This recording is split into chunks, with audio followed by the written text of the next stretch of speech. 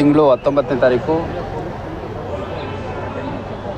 Day ಲೈಟಲ್ಲೇ ಒಬ್ಬ ಕೇರಳ ಮೂಲದ ವ್ಯಾಪಾರಿ ರೇಣುಕಾ ಲಾಡ್ಜಿಂದ ಹೊರಗಡೆ ಬಂದಂಥ ಸಂದರ್ಭದಲ್ಲಿ ಅಯೋಧ್ಯ ಹೋಟೆಲ್ ಅಂದರೆ ಓಲ್ಡ್ ಬಸ್ ಸ್ಟ್ಯಾಂಡ್ ಏನಿದೆ ಅದರ ಎದುರಿಗೆ ಒಂದು ಎರ್ಟಿಗಾ ಕಾರಲ್ಲಿ ಬಂದಂಥ ಕೆಲ 3-4 ಅಪರಿಚಿತ ವ್ಯಕ್ತಿಗಳು ನಾವು ಇ.ಡಿ ಅಫಿಷಿಯಲ್ಸ್ ಇದ್ದೀವಿ ಅಂತ ಹೇಳಿಬಿಟ್ಟು ಒಂದು ID ಕಾರ್ಡನ್ನು ತೋರಿಸಿ ಆ ವ್ಯಕ್ತಿನ ಗಾಡೀಲಿ ಕುಂಡ್ರಿಸ್ಕೊಂಡು ನಂತರ ಮುಂದುವರೆದು ಬೆಳಗಾಂ ರೂಟಲ್ಲಿ ಇಳಿಸೋಗಿದ್ದಂಥ ಒಂದು ಘಟನೆ ನಡೆದಿತ್ತು. ಮತ್ತು ಅವನ ಹತ್ರ ಇದ್ದಂತಹ ಸುಮಾರು ಫಿರ್ಯಾದು ಹೇಳೋದ್ರ ಪ್ರಕಾರ ಅಂದರೆ ಕಂಪ್ಲೇನೆಂಟ್ ವರ್ಷನ್ ಪ್ರಕಾರ ಸುಮಾರು 3 kg ಗೋಲ್ಡ್ ಇತ್ತು ಅಂತ ಹೇಳಿದರು. ಈ ಒಂದು ಇಂಪರ್ಸನೇಷನ್ನು, ಚೀಟಿಂಗು ಮತ್ತು ಈ ಥರ ಚಿನ್ನವನ್ನು ದೋಚುವಂಥ ಕೆಲಸ ಆಗಿತ್ತು.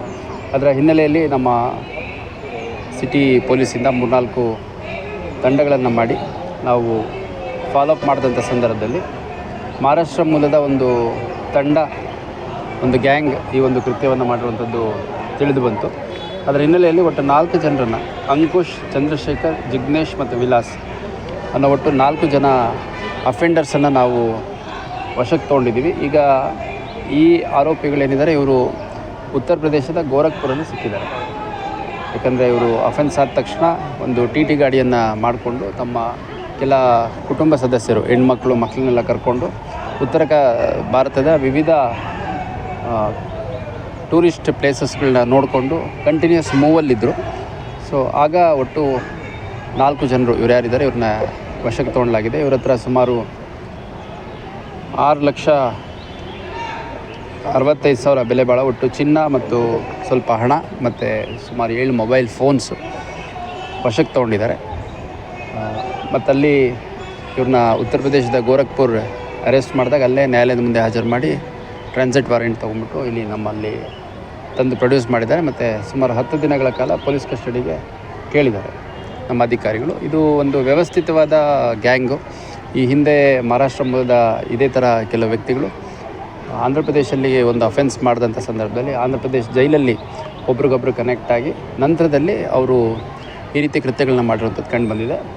ಮತ್ತು ಇವ್ರದ್ದು ಫಿಂಗರ್ ಪ್ರಿಂಟು ಮತ್ತು ಬೇರೆ ಬೇರೆ ಅವೈಲೇಬಲ್ ಡೀಟೇಲ್ಸ್ ತೊಗೊಂಬಿಟ್ಟು ಇವ್ರ ಮೇಲೆ ಇನ್ಯಾವುದಾದ್ರು ಪ್ರಕರಣ ದಾಖಲಾಗಿದೆಯಾ ಪರಿಶೀಲನೆ ಮಾಡ್ತೀವಿ. ಇನ್ನು ಈ ಪ್ರಕರಣದ ಪ್ರಮುಖ ಆರೋಪಿಗಳೇನಿದ್ದಾರೆ ಅವರೆಲ್ಲ ಯಾರ ಒಂದು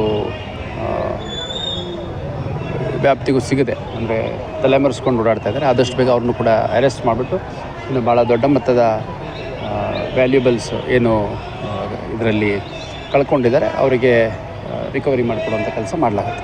ಎಷ್ಟು ಜನ ಇನ್ನೂ ಆರೋಪಿಗಳು? ಇನ್ನೂ ಸಾಕಷ್ಟು ಜನ ಇದ್ದಾರೆ. ಇದರಲ್ಲಿ ಏನಂದರೆ ಅವತ್ತು ಒಂದು 2-3 ಗಾಡೀಲಿ ಬಂದಿರೋದು ನಮಗೆ ಸದ್ಯದ ಮಾಹಿತಿ ಪ್ರಕಾರ ಗೊತ್ತಾಗಿದೆ. ಒಂದು 10-12 ಜನಕ್ಕಿಂತ ಹೆಚ್ಚಿರ್ಬೋದು ಅಂತ ಅನಿಸುತ್ತೆ. ಸರ್, ಭಾಳ ಬಂಗಾರ ಎಲ್ಲ ಇದಾಗಿತ್ತು, ಭಾಳ ಕಡಿಮೆ ಸಿಕ್ಕಿದೆ. ಅಲ್ಲ, ಇವಾಗ ಆರೋಪಿಗಳು ಸಿಕ್ಕಿರೋರು 4 ಜನ. ಇವ್ರುಗಳೇನಿದ್ದಾರೆ ಅಫೆನ್ಸ್ ಮಾಡಲಿಕ್ಕೆ ಅಂತಂದು ಮೇನ್ ಕೀ ಅಫೆಂಡರ್ಸ್ ಏನಿದ್ದಾರೆ ಅವ್ರು ಕರ್ಕೊಂಬಂದಿರೋವಂಥದ್ದು. ಸೊ ಹಂಗಾಗಿ ಇವ್ರುಗಳು ಈಗ ಅಲ್ಲಿ ಉತ್ತರ ಪ್ರದೇಶಲ್ಲಿ ಸಿಕ್ಕಾಗ ಇವ್ರ ಜೊತೆ ಕನೆಕ್ಷನಲ್ಲಿದ್ದರೆ ಹಿಂದೆ ಮುಂದೆ ಇದ್ರ ಅನ್ನೋಂಥದ್ದು ಗೊತ್ತಿಲ್ಲ. ಇವ್ರು ಸಿಕ್ಕ ತಕ್ಷಣ ಅಲ್ಲೊಂದು ಪೆಟ್ರೋಲ್ ಬಂಕ್ ಹತ್ರ ಸಿಕ್ಕಿದ್ದಾರೆ ಅಂತ ನಮಗೆ ಮಾಹಿತಿ ಬಂದಿದೆ. ಇಮಿಡಿಯೇಟಾಗಿ ಅಲ್ಲಿ ತುಂಬ ನ್ಯೂಸೆನ್ಸ್ ಕ್ರಿಯೇಟ್ ಮಾಡಿ ಅಲ್ಲಿ ಹೋದಂಥ ಪೊಲೀಸರನ್ನೇ ಇವರೇ ದರೋಡೆಕೋರರು ಅನ್ನೋ ರೀತಿ ಅಲ್ಲಿ ಜನಗಳನ್ನ ಮೊಬಿಲೈಸ್ ಮಾಡೋಕ್ಕೆಲ್ಲ ಪ್ರಯತ್ನ ಮಾಡಿದ್ದಾರೆ. ಆ ಸಂದರ್ಭದಲ್ಲಿ ಇಮಿಡಿಯೇಟಾಗಿ ಅವ್ರನ್ನ ಹಿಡ್ಕೊಂಡು ಲೋಕಲ್ ಪೊಲೀಸ್ ಸ್ಟೇಷನ್ಗೆ ಕರ್ಕೊಂಡೋಗಿ ಅರೆಸ್ಟ್ ಫಾರ್ಮಾಲಿಟೀಸ್ ಮಾಡಿ ಲೋಕಲ್ ಕೋರ್ಟ್ಗೆ ಪ್ರೊಡ್ಯೂಸ್ ಮಾಡಿ ಮತ್ತು ಟ್ರಾನ್ಸಿಟ್ ವಾರೆಂಟ್ ತೊಗೊಂಡಿದ್ದಾರೆ. ಉಳಿದ ಆರೋಪಿಗಳು ಯಾರಿದ್ದಾರೆ ಅವರು ಮೇನ್ ಕಾನ್ಸ್ಪಿರೇಟರ್ಸು. ಇವರು ಹೆಂಚ್ಮೆನ್ ರೀತಿಯಲ್ಲಿ ಒಂದು ಅಫೆನ್ಸಿಗೆ ಇವ್ರನ್ನ ಉಪಯೋಗಿಸ್ಕೊಂಡಿರೋದಷ್ಟೇ ನಮಗೆ ತಿಳಿದು ಬಂದಿದೆ ಸದ್ಯಕ್ಕೆ. ಈಗ ಆರೋಪಿಗಳು ಎಲ್ಲರೂ ಸಿಕ್ಕಾಗ ಇದ್ರದ್ದು ರೂಪುರೇಷೆ ಏನಿತ್ತು ಅನ್ನೋಂಥ ಸ್ಪಷ್ಟವಾಗಿ ಗೊತ್ತಾಗುತ್ತೆ. ಡಿವೈಡ್ ಮಾಡ್ಕೊಳೋದಂದರೆ ಇವರಿಗೆ ಒಂದು ಇವಾಗೇನು ಕೊಟ್ಟಿದ್ದಾರೆ ಅದ್ರ ಜೊತೆ ಇನ್ನೂ 1-2 ಜ್ಯುವೆಲರಿ ಕೊಟ್ಟಿದ್ರಂತೆ. ಅದನ್ನು ಮಾರ್ಗ ಮಧ್ಯದಲ್ಲಿ ಅವರು ಡಿಸ್ಪೋಸ್ ಮಾಡಿ ಎಷ್ಟು ಹಣ ಬರುತ್ತೆ ಆ ಹಣನ ಖರ್ಚಿಗೆ ಉಪಯೋಗಿಸ್ಕೊಂಡಿದ್ದಾರೆ. ಇವರಿಗೆ ಈ ಅಫೆನ್ಸ್ ಮಾಡಿದ್ದಕ್ಕೆ ಸುಮಾರು ಒಂದು 10 ಲಕ್ಷ ಮೌಲ್ಯದ ಆಭರಣ ಮತ್ತು ಆಭರಣ ಚಿನ್ನ ಏನಿತ್ತು ಅದನ್ನು ಸುಮಾರು ಒಂದು 10 ಲಕ್ಷ ಮೌಲ್ಯದ ಇವರಿಗೆ ಕೊಟ್ಟಿದ್ದಾರೆ. ಅದರಲ್ಲಿ ಕೆಲವು ಮಾರಾಟ ಮಾಡಿ ಕೆಲವು ಹಣ ಖರ್ಚು ಮಾಡಿ ಅಲ್ಲಿ ಉಳಿದದ್ದೆಲ್ಲ ಖರ್ಚು ಮಾಡ್ಕೊಂಡು ಇಷ್ಟು ನಮಗೆ ಸುಮಾರು 6.5 ಲಕ್ಷ ಮೌಲ್ಯದ್ದು ಸಿಕ್ಕಿದೆ. ಇವರಿಗೆ ಎಷ್ಟಿತ್ತು ಎಕ್ಸಾಕ್ಟ್ಲಿ ಏನು ಅಂತ ಗೊತ್ತಿಲ್ಲ. ಯಾಕಂದರೆ ಮೇನ್ ಅಫೆಂಡರ್ಸ್ ಯಾರಿದ್ದಾರೆ ಅವ್ರು ಸಿಗಬೇಕು. ಅವ್ರು ಸಿಕ್ಕ ಮೇಲೆ ಎಷ್ಟು ಕಳವಾಗಿತ್ತು, ಎಷ್ಟು ರಿಕವರಿ ಮಾಡಲಿಕ್ಕಾಗತ್ತೆ ಅದನ್ನೆಲ್ಲ ಮಾಡ್ತೀವಿ. ಮತ್ತು ಆದಷ್ಟು ಬೇಗ ಈ ಪ್ರಕರಣವನ್ನು ಪತ್ತೆ ಮಾಡುವಂಥ ಈಗ ಈ 4 ಜನ ಆರೋಪಿಗಳು ಮಹಾರಾಷ್ಟ್ರ ಮೂಲದವರಿದ್ದಾರೆ. 3 ಜನ ಮಹಾರಾಷ್ಟ್ರ ಮೂಲದವರು, ಒಬ್ಬ ಗುಜರಾತ್ ಮೂಲದವರಿದ್ದಾರೆ. ಇವ್ರದ್ದು ಇನ್ನೂ ನಮಗೆ ಸಿಕ್ಕಿರೋ ಐಡೆಂಟಿಟಿ ಇಷ್ಟು.